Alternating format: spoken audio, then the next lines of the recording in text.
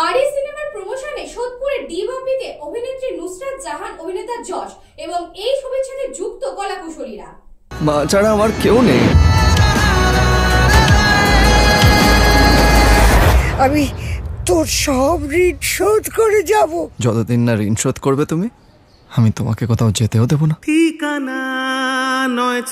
আরই তো ছোটবেলার নস্টালজিয়া নিয়েই গল্পটা শুরু হয়েছিল, আর সেটা নিয়েই পুরো গল্প, যার জন্য মানে যারা দেখছেও তারাও সেটাই বলছে যে না, পুরোনো দিনের সেই স্মৃতিগুলো। রাগ করে না রাগুনি, খেতে দেবো বেগুনি।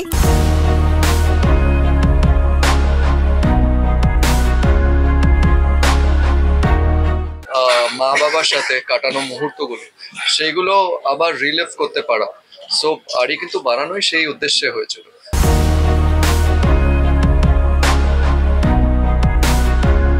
বিরিয়ানি আমাদের মনে হয় যে বিরিয়ানি এমন একটা জিনিস যেটা ছাড়া যে কোনো অকেশনই ইনকমপ্লিট।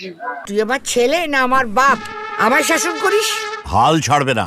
না না, ও হাল ছাড়বে না, হালই ওকে একদিন ছেড়ে যাবে।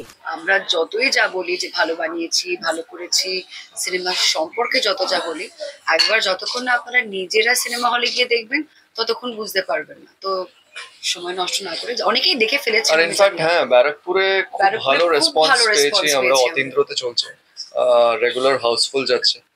আর যারা দেখেননি তারা যেন গিয়ে দেখে আসবে। এই ভদ্রভাবে কথা বলো না।